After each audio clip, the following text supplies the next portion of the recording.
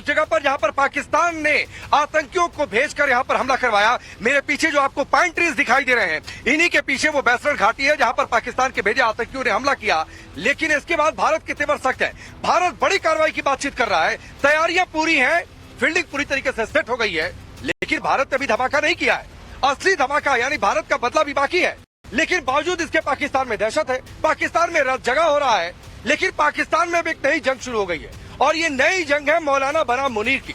मौलाना है फजलुर रहमान, जिनका नाम आपने सुना होगा, और मुनीर वहां के आर्मी चीफ है। वैसे वहां की जनता भी उन्हें मौलाना ही कहती है। लेकिन अब इन दोनों में जंग छिड़ गई है और मौलाना फजलुर रहमान पाकिस्तानी सेना को उनकी हैसियत दिखा रहे हैं। इतने पर नहीं रुक रहे हैं, मौलाना शहबाज सरकार को भी कोस रहे हैं। चलिए शुरुआत करते हैं बड़ी खबर के साथ, और बड़ी खबर है फजलुर रहमान की बातचीत को लेकर। फजलुर रहमान ने पाक आर्मी चीफ आसिम मुनीर पर निशाना साधा है और कहा है कि ये सोच और अप्रोच के मामले में पाकिस्तान की सेना बिल्कुल भी पेशेवर नहीं है। जुबानी बयान सिर्फ जारी किए जाते हैं पाकिस्तानी सेना के द्वारा, करते कुछ है नहीं। यानी एक तरीके से संकेत दे दिया कि पाकिस्तानी सेना की हैसियत नहीं है कि वो कुछ कर पाए।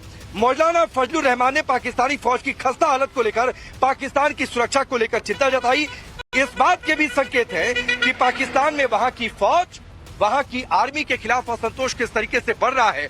कुछ दिनों पहले खबर ये लगातार आई थी कि भाई वहां के तो लोग सेना छोड़ रहे हैं जो सैनिक है। सुनिए पहले फजलुर रहमान ने क्या कुछ कहा।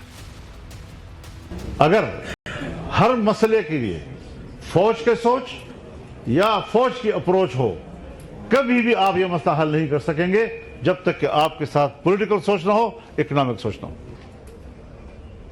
हम तो जो कुर्सी पे बैठा होता है सिर्फ उसको देखते हैं, उस पर तनकीद करते हैं। रियासती पॉलिसी है जिसकी वजह से हम तबाह हो रहे हैं। आज भी मैं अपने फौज को इस महाज से एक पैगाम देना चाहता हूं कि इसका एतराफ कर लो कि मौजूदा सूरत हाल में आपकी पुष्ट पर ताकतवर सियासी कुव्वत नहीं है। आपको भी सियासी कुव्वत की जरूरत है, आपको भी अवाम की पुष्टपनाही की जरूरत है। ज़बानी बयान जारी कर देना कौम एक है, कौम एक है। अब जो हमें इंडिया ने छेड़ दिया और उधर से मामला खराब हो गए, आप देख रहे हैं कि आज पूरी कौम एक सफ पे, मुल्क की दिफा के लिए एक एक मुजाहिद तैयार है, एक एक पाकिस्तानी मुजाहिद बन गया है। मुल्क के साथ सब वफादार हैं, लेकिन हमें तज्जिया करना चाहिए। लोग बेवकूफ नहीं होते, हर चीज को समझते हैं लोग। अगर इंडिया के साथ मामला होगा, कौम एक सफ पर होगी। तो आपने सुना मौलाना फजलुर रहमान को कह रहे हैं कि सोच और अप्रोच तो है ही नहीं पाकिस्तान के लायक। पाकिस्तान का एक एक नागरिक मुजाहिद बनने के लिए तैयार है और पाकिस्तान की सेना क्या कर रही है इसका वो आईना दिखा रहे हैं। मैं आपका परिचय पहले आज के मेहमानों से करवाता हूं। रिटायर्ड मेजर जनरल राजन कोचर जी हमारे साथ जुड़े हुए हैं।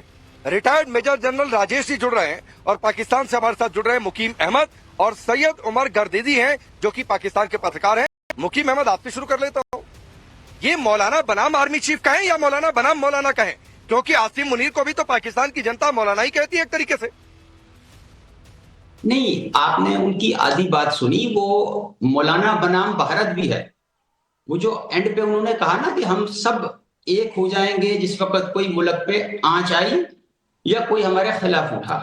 तो थैंक यू वेरी मच कि जितने कुछ छोटे मोटे इख्तलाफात थे या कंट्रोवर्सीज थी वो सारी दूर हो गई हैं। अब एजेंडा एक ही रह गया है वहां पे, चाहे वो अपोजिशन है या गवर्नमेंट है, कि वो जिस वक्त मुल्क के ऊपर कोई मैली नजर से आंख डालेगा तो वो सारे सीना सफर हो जाएंगे।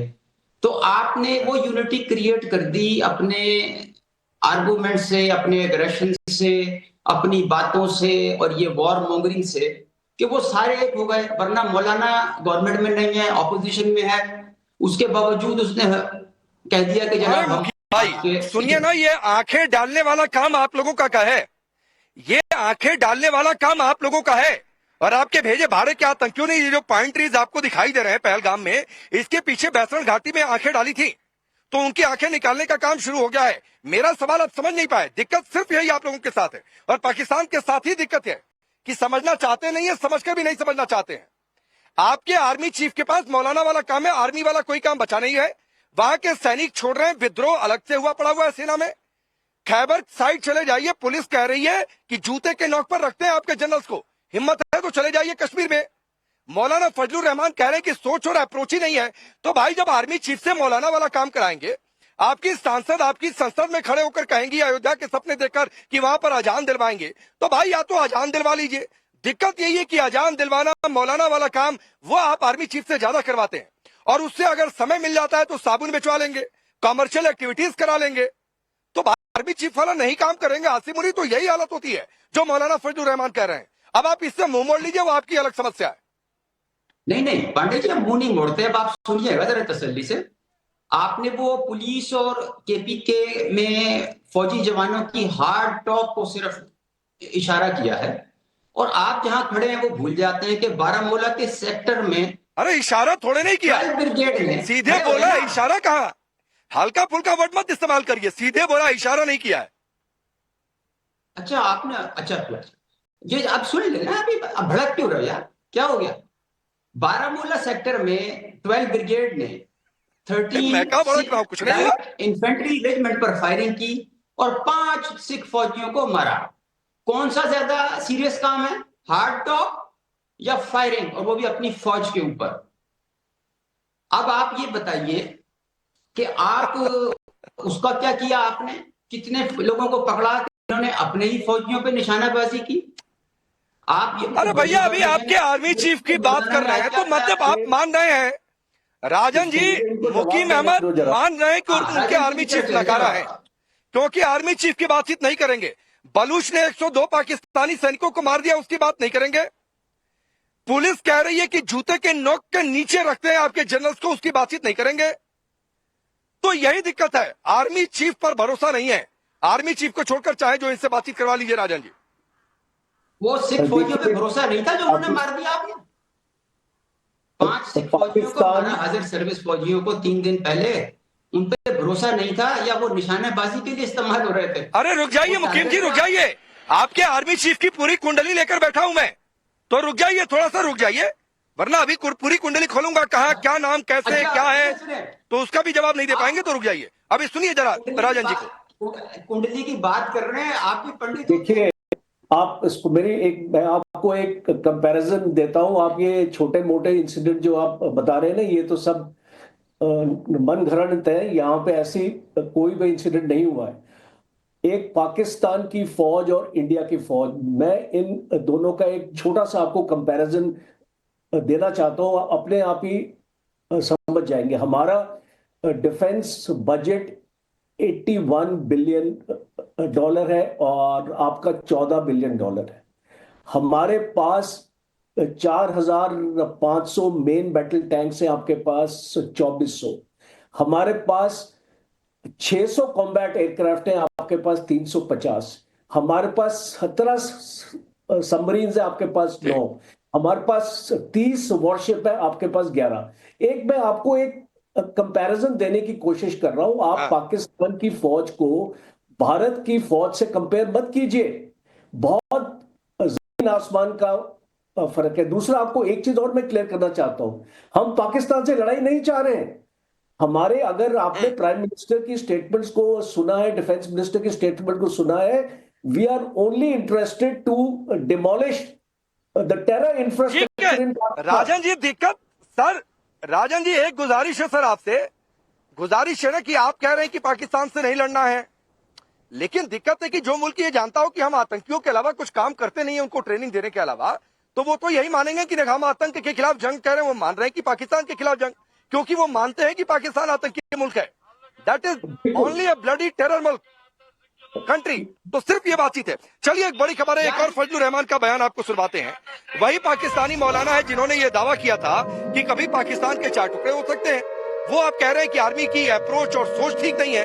अब ये भी कह रहे हैं कि हुकूमत का, फौज का है ही, हुकूमत का भी इलाकों पर कोई बहुत ज्यादा कंट्रोल नहीं है।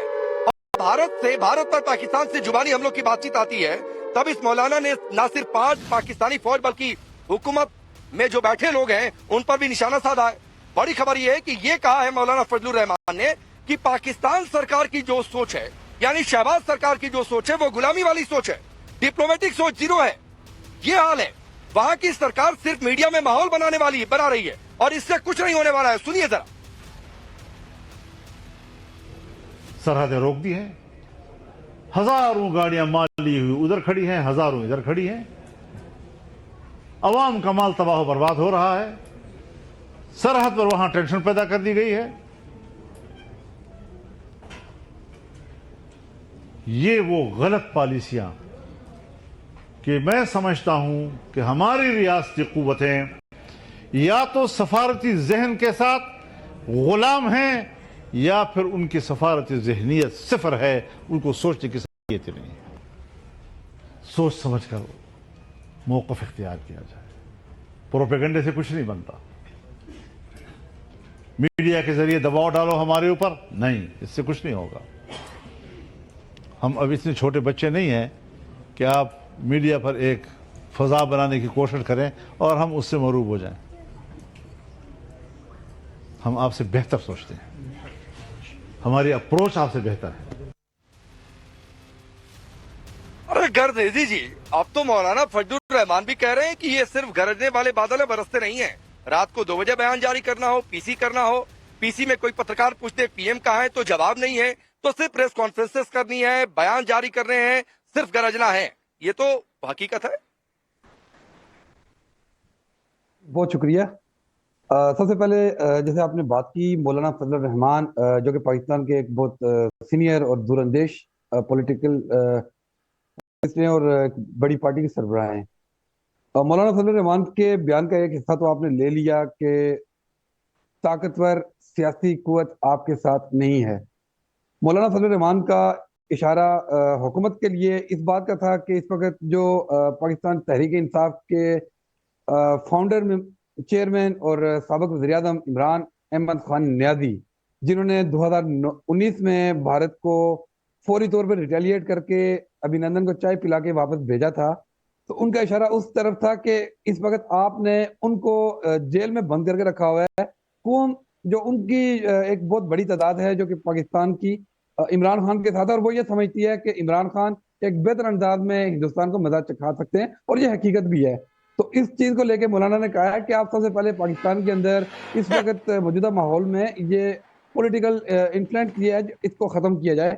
उसके बाद हम बतौर को, अब मौलाना का जो अगला स्टेटमेंट था वो ये था कि पूरी कौम इसके बावजूद मुतहिद, अगर पाकिस्तान के अंदर किसी भी किस्म की पॉलिटिकल स्टेबिलिटी नहीं है तो उसके बावजूद पूरी कौम जो है वो भाई आपकी आवाम गर्देजी जी आपका इस तरीके से मजाक उड़ा रही है कि कार्डबोर्ड का फाइटर जेट बनाकर छत से नीचे गिर जा रही है कि ऐसे तो हमारे फाइटर जेट है। एक वीडियो बड़ा वायरल हो रहा है आपके मुल्क से कि एक पैरा ट्रूपर से वो जाकर किसी कार्यक्रम में चीफ गेस्ट पर ही लैंड कर जाता है। ये हालत है आपकी। आवाम कह रही है, कहेंगे तो वीडियो सुनवा दूंगा कि भाई अल्लाह के फजलो करम से ये मुल्क चल रहा है, अल्लाह के फजलो करम से ये सेना चल रही है। मौलाना फजलुर रहमान अलग बात कहते हैं, अभिनंदन की बात आप लेकर आते हैं। चीन ने कह दिया था कि मिसाइलें तैनात हैं, 9 बजे से पहले ऐलान कर दो, छोड़ दो, नहीं तो मिसाइल कहां आकर गिरेगी। वो डर के मारे घिग्गी बांध कर छोड़ने चले आए थे वाघा बॉर्डर तक। देखें आप तो भाई फेसबुक पे मत जाया करिए, मानिए। सबसे बड़ी बात है करते थी, मानेंगे नहीं तो सुधार नहीं होगा। मानिए कि आपकी आर्मी लड़ने के अलावा, मुल्क की हिफाजत के अलावा सारे काम करती है, और मौलाना को आर्मी चीफ बनाएंगे तो यही होगा। हमारी फौज जो है वो डिफेंस के लिए मुकम्मल तौर पे खड़ी है, और 9 दिन से मुसलसल हिंदुस्तान का इंतजार कर रही है कि आप कब आएंगे, क्योंकि हम मेहमान नवाज लोग हैं। हम सबसे पहले कोई इस तरह की हरकत नहीं करेंगे। दूसरी बात, आपने वो जो मेन हम तो आए थे पे लोग राजेश जी, हम तो गए थे 65 में, लाहौर तक पहुंचे थे। हम तो आए थे 71 में, 2 टुकड़े हो गए थे। हमारे लोग एंजॉय कर रहे हैं। करगिल में गनीमत बनाई है कि लाहौर तक पहुंचने का कमिटमेंट नहीं था, नहीं तो पहुंच गए होते, करगिल में भी पहुंच गए होते। एक चीज मैं आपको बताऊं, अच्छा एक चीज मैं आपको बताऊं कि भारत की फौज, इसमें कोई शक नहीं है कि आपकी फौज बहुत बड़ी फौज है, बहुत बड़ी तादाद में है, क्वांटिटी में आप बहुत ज्यादा है, लेकिन 4 गुना आपसे बड़ी, 4 गुना आपसे बहुत आगे, 4 गुना में हम आपसे बहुत ज्यादा आगे हैं। आपको ये याद होगा 4 गुना बड़ी। क्वालिटी कहां से आएगी? 300 क्वालिटी कहां से आएगी? अभी राफेल का सौदा हुआ है, मरीन राफेल का, मैं सुन रहा पता नहीं उसमें आपके कितने साल निकल जाएंगे आपके पूरे मुल्क के। ने जो शिकस्त दी थी, हम उन असलाफ की मिरास हैं। हम वो मुजाहिदीन कि जो आप बात करते हैं, देखिए तो मुजाहिदीन की एक्टिविटीज पे पाकिस्तान में यही पाबंदी है। अप्रोच की बात है राजेश जी। कभी फलां जगह पे गर्देजी छुपा जी दिया, यही, ऐसा अरे आ कुछ रहा हूँ नहीं सर, है। रुक जाइए, रुकिए रुकिए कश्मीर राजेश जी, के- यही ना, सोच और अप्रोच की बात है कि मानेंगे नहीं, अभी देखें और आप मानेंगे पहलगाम कैसे, में मानेंगे खड़े तो आईएसआई इनको छोड़ेगी नहीं। देखें आप इस वक्त पहलगाम में खड़े हैं, आप इतना देखें कि जो हाँ तो पहलगाम खड़ा आप हो, इस वक्त वहां से मेरे रिपोर्ट कर मुल्क रहे का हो, हिस्सा है, खड़े होने से कोई रोक सकता कश्मीर है के क्या? अंदर आपके एंकर ने बड़ी ताकत लगा दी, लेकिन वो कश्मीरियों से एक लफ्ज पाकिस्तान के अगेंस्ट नहीं निकलवा सके। यही आपकी सबसे बड़ी इखलाकी शिकस्त हो जाती है। दूसरी बात अरे यह है बुलवाया है, कि इंटरनेशनल लाल पार्टी चौक पे पर आप पाकिस्तान कभी मुर्दाबाद के नारे लगे हैं, सुनिए नहीं गर्देजी लगे जी, हैं, कहाँ और लगे मेरे हैं? कैमरे पर अगर लगे आपने हैं कोई अपने पाकिस्तान RSF के मुर्दाबाद के लोगों को नारे, डाल के तो अगर लगवा दिए हैं, और लाल तो चौक देखें पर वो तो क्लॉक आप टावर यहाँ पर पे कहें तिरंगा लहरा रहा है। आपको आ हिंदुस्तान जाइए कभी मुर्दाबाद अगर के नारे भारतीय भी लगवा सरकार दिए। आने देगी किसी ये पाकिस्तानी मसले का हल नहीं फिर है। उसी लाल ये चौक पर मसले खड़ा देखें, यहाँ करवा पे कर आपको जनरल साहब बैठे पाकिस्तान हैं, मुर्दाबाद सुनवा दूंगा। यहाँ पे मेजर तो रुक जनरल जाइए, बैठे हुए हैं, मैं अभी उनसे राजेश सवाल जी को करना चाहता सुनिए, हूँ। बोलिए राजेश जी। मैं बात अरे सुनिए ना, मैं रुकिए, राजेश अभी जी सवाल या करिएगा, दूसरे थोड़ा मेजर साहब सा से आईना बात देख करना लीजिए सर चाहता अपनी हूँ, सोच और अप्रोच का, जनरल साहब हैं, फिर सवाल कि करिएगा आप राजेश जी। क्योंकि खुद भी आर्मी के रह चुके हैं, आप खुद भी आर्मी में रह चुके हैं, आपको इतना पता होना चाहिए कि इंटरनेशनल बॉर्डर पे तो हिंदुस्तान हमला करने की बेवकूफी करेगा नहीं। दोनों मुल्क एटमी ताकत हैं, ठीक है। दूसरी बात है, जो वर्किंग बाउंड्रीज या LOC पे आप थोड़ी सी ठस चुगल मेला लगा के रखा हुआ है, इसको जंग नहीं कहते हैं। जंग के लिए कलेजा चाहिए होता है, हिम्मत चाहिए होती है, बहादुरी चाहिए होती है। अगर आप लोगों में हिम्मत है, प्लीज आप प्लीज लोग आए प्लीज, तो सही ना, कम से कम फिर खत्म इतने हम बुरे दिन करेंगे, हिंदुस्तान के कभी नहीं शुरुआत आएंगे करें, कि हम जंग की खत्म परिभाषा करेंगे। जो है पाकिस्तान के को सिखाने की नौबत आए। तो रुकिए गर्देश दीजिए, रुक जाइए सर, राजेश जी को बोलने दीजिए। राजेश जी,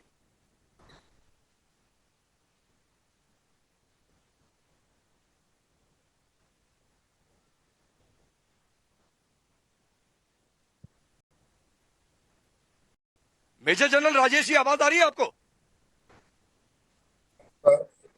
अब मेरे लिए कह रहे हैं? हाँ जनरल राजेश राजेश। जी बोलिए सर, आपके लिए, आपके लिए। अच्छा, पहला बात तो मैं इनको ये बता देना चाहता हूँ कि भारतीय सेना का पराक्रम उन्होंने 1971 में देख चुके हैं, और उसके बाद में उनकी हिम्मत नहीं हुई, और इसीलिए चोरी छुपी हमेशा जो भी प्रॉक्सी वार में आए हुए हैं। दूसरी बात है, ये जो आपके मौलाना और मुनीर, ये दोनों में कोई फर्क नहीं है। इनको एक ही चीज मालूम है, टेरर, टेररिस्ट एंड टेररिज्म। और पाकिस्तान आर्मी को यही मालूम है, उनका सिर्फ इस्लामाइज रेडिकलाइजेशन में ही बिलीव है, और ये दोनों में यही कंपटीशन रहता है कि मैं बड़ा टेररिस्ट हूँ कि तुम बड़ा टेररिस्ट हो। तो आसिफ मुनीर को और मौलाना में यही कंपटीशन है, और यही पिछले जितने भी घटनाक्रम हुई है, ये सभी में इन दोनों का ही कंपटीशन है। और सभी को पता है कि पाकिस्तान आर्मी की औकात है ही नहीं कहीं पे भी। और ये जो आसिफ मुनीर है, उन्होंने इसीलिए उनका रिलेवेंस भी है नहीं पाकिस्तान में, तो अपना रिलेवेंस बजाय रखने के लिए ये सब जो जिन्होंने काम उन्होंने किया उसी की वजह से हुई। और अभी क्या है कि ये जो आपका मौलाना को उन्होंने आपने खड़ा कर दिया, और वो आके बोला कि अच्छा वो ठीक नहीं कर रहा है। अरे मौलाना भी वही है, वो भी, दोनों में एक ही चीज है, दोनों में कंपटीशन है कि मैं बड़ा टेररिस्ट हूँ कि तू बड़ा टेररिस्ट है। और आपको एक चीज मालूम होना चाहिए, 71 का बाद में आपने कभी सामने लड़ाई में आए हैं हमारे पास में? सब पीछे प्रॉक्सी वार में आए हैं, और हमेशा आपको मुंह तोड़ जवाब दिया गया है। और आपकी जो पाकिस्तान आर्मी की इस दफा ठीक है, नहीं, एक फ्री की एडवाइस दे देता हूं, एक और बड़ी खबर है, लेकिन उससे पहले गर्देजी जी आपको एक फ्री की एडवाइस देता हूं सर। गूगल करेंगे आपको मिल जाएगा, Indian soldiers in Lahore, Google कर लीजिएगा सर, आपको इमेज दिख जाएगी। सरेंडर नामा आपको मिल जाएगा, वो पढ़ लीजिएगा सर, जो नियाजी खान ने आकर साइन किया था, घुटने टेक कर पतलूने उतारनी पड़ी थी, तो साइन किया, जरा पढ़ लीजिएगा। फिर युद्ध और युद्ध को जीतने की परिभाषा क्या होती है आपको पता चल जाएगा। हो सकता है आप ना बोले, आपकी मजबूरी में समझ सकता हूं, लेकिन एक बार पढ़िएगा, आपकी आत्मा समझेगी उस चीज को। लेकिन एक बड़ी खबर है, और बड़ी खबर आसिम मुनीर को लेकर है, और बड़ी खबर यह कि जो अब तक बिलों में बंकरों में छिपे हुए परिवार को बाहर सेटल कर दिया है, वो फाइनली अपने बिल से बंकर से बाहर निकल कर आ गए हैं आसिम मुनीर, और एक बार फिर से निकले हैं तो गीदड़ भपकी दे दी है। पता नहीं कब जाकर छिप जाए, इसलिए निकले और गीदड़ भपकी दी, और कहा यह है कि किसी को कोई भ्रम नहीं होना चाहिए, अगर कोई भारत सैन्य कार्रवाई करता है तो उसका जवाब दिया जाएगा। अपनी सुरक्षा के लिए पूरी तरीके से तैयार है पाकिस्तान, लेकिन सवाल ये उठता है कि तैयारी किस तरीके से बंकर में छिपके हो रही है, पब्लिक फोरम से गायब होके हो रही है, या फिर अजान पढ़ के हो रही है, जो कि मौलाना मुनीर का काम है। जरा एक बार सुनिए। I am here to reassure the people that we, the defenders of Pakistan, will never hesitate from any sacrifice in preserving our sovereignty and territorial integrity, and we will fight as long as it is required. I'm here to reassure the people that we, the defenders of Pakistan, will never hesitate from any sacrifice in preserving our sovereignty and territorial integrity. And we will fight for as long as it is required. अरे मुकीम अहमद, इतने दिनों तक कहां थे आसिम मुनीर? जनता पूछ रही थी PM और आर्मी चीफ को लेकर। आर्मी चीफ कम से कम दिख गए, चलो गिदड़ भपकी सही, कुछ तो बोला कम से कम। आवाम को ये तो पता चला कि आसिम मुनीर देशी में है, कहीं परिवार के साथ जाकर बाहर विदेश में सेटल नहीं हो गए। अब जरा मैं पहले जाता हूं जहां पे आपने ब्लडी का लफ्ज इस्तेमाल किया है, लाइफ। आप कमाटीपुरा के जिस स्कूल में पढ़े हैं, मेरा ख्याल आपकी तरबियत सही नहीं की गई वहां पे, उसको टीचर ठीक नहीं थे। नहीं, हमारे यहाँ स्कूल है, आपके यहाँ सिर्फ मदरसों की पढ़ाई होती होगी। आपके यहाँ सिर्फ मदरसों की पढ़ाई होती होगी। मैंने कहा कि yes, you train bloody terrorist, और आपको टेररिस्ट को ब्लडी कहना गाली लगती है तो सर गाली में दूंगा। एक बात जान लीजिए, वो आपको दिक्कत हो तो होती रहे, मुझे उससे कोई फर्क नहीं पड़ता है। उन कुत्ते के बच्चे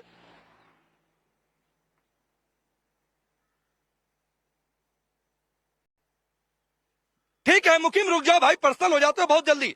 आसिम मुनीर पर सुन नहीं पा रहे हो क्या? आसिम मुनीर पर सुन नहीं पा रहे हो क्या? नहीं सुन पा रहे हो ना तो रुक जाओ। यहां पर गाली गलौज नहीं चलता तो रुक जाओ। आतंकियों को दो शब्द बुरा क्या कहा? इतनी मिर्ची लग गई, इतनी मिर्ची लग गई आपको? चलिए रुक जाइए। गर्देजी जी, ये आतंकियों को कुछ कह दो तो इतनी मिर्ची क्यों लग गई भाई? पर्सनल हो जाता है पाकिस्तान।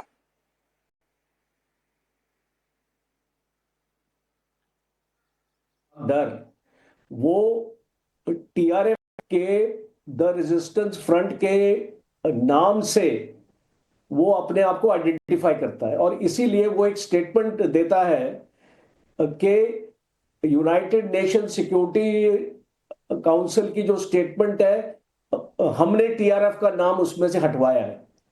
तो इसीलिए इनको मिर्ची लगती है, बिकॉज आज टेररिज्म और पाकिस्तान में कोई फर्क नहीं है, टेररिस्ट और पाकिस्तान आर्मी में कोई फर्क नहीं है।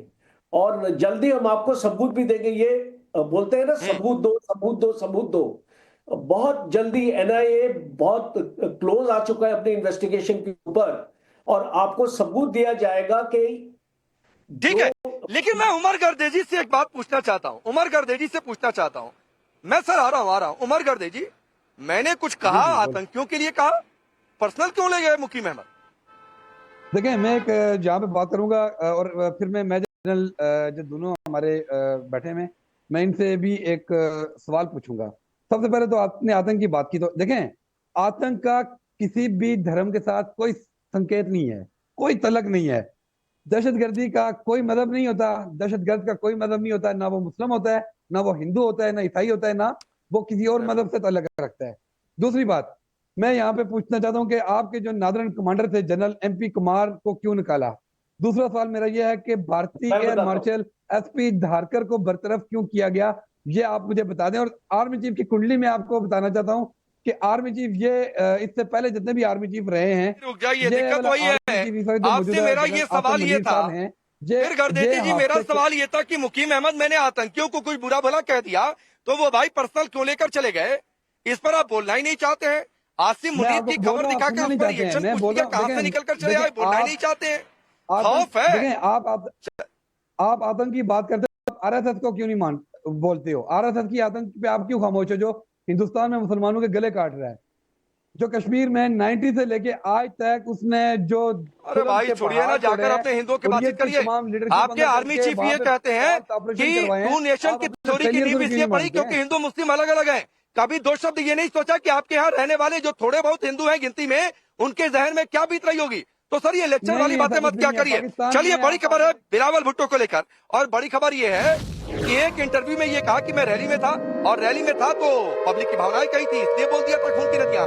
लेकिन फिर से पब्लिक रैली में पहुंचे तो एक बार फिर से बिलावल भुट्टो ने गीदड़ भपकी दी है और कहा यह है कि पानी रोका तो जंग के लिए तैयार रहे, आखिरी हद तक लड़ने के लिए तैयार है, हम हर हमले का जवाब देंगे। तो यानी जैसे मंच पर पहुंचते हैं बिलावल भुट्टो या पाकिस्तान का कोई भी नेता, तो उन्हें पता यह है कि सेंटिमेंट अगर मोड़ना है, अपने पक्ष में करना है, तो एंटी भारत स्पीचें देनी है। तो सुनिए जरा बिलावल भुट्टो ने फिर से क्या कुछ कहा। उन्होंने ये ऐलान किया है कि वो इंडस वाटर ट्रीटी को नहीं मानते। हम इनका ये फैसला को नहीं मानते।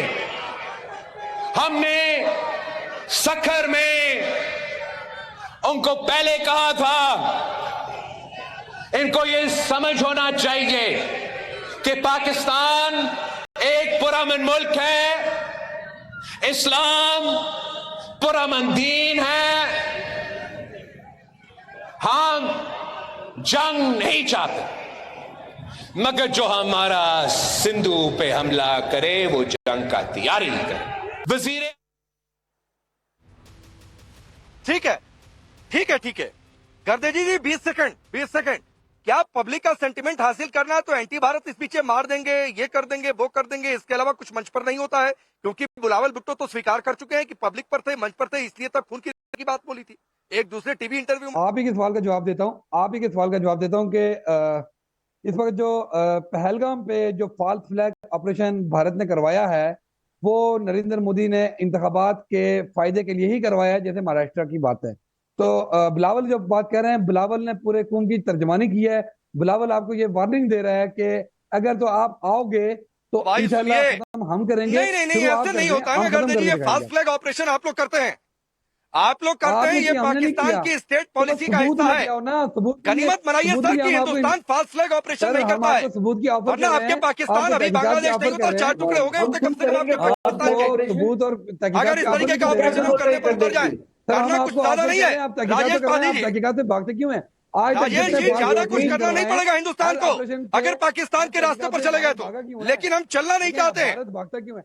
भारत हर पाकिस्तान को और कोई चारा नहीं है ऐसी बकवास करने से कि फॉल्स फ्लैग ऑपरेशन, ये कोई फॉल्स फ्लैग नहीं है। ये ऑपरेशन पाकिस्तान से ही हुआ है और पाकिस्तान फौज इसके लिए रिस्पॉन्सिबल है, और जल्दी आपको इसके बारे में पता चलेगा। और दूसरा, इंडस वाटर के बारे में मैं आपको बताना चाहता हूं, पानी तो रुकेगा, आपको जो करना कर लो भाई। आप पानी तो आपका बंद हो चुका है और आप इस गलत फहमी में मत रहना। रोकेंगे, शिमला एग्रीमेंट कैंसिल होगा, फिर हम आपको हिंदुस्तान के अंदर घुस के मारेंगे।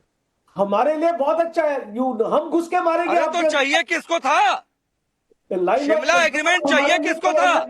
गर्देजी जी, नहीं चाहिए था। आप भुट्टो के बल टिककर आए थे कि 93,000 छुड़वाने हैं, एलओसी पालन करें दोनों मुल्क, वरना एलओसी पालन करने की समझौते से बाध्यता नहीं होती। तो कब का क्या हो गया था? तो सर हटा दीजिए शिमला समझौता, मैं कह रहा हूं हटा दीजिए, चाहिए किसी को नहीं था। चलिए, आप बहुत बहुत शुक्रिया। रुके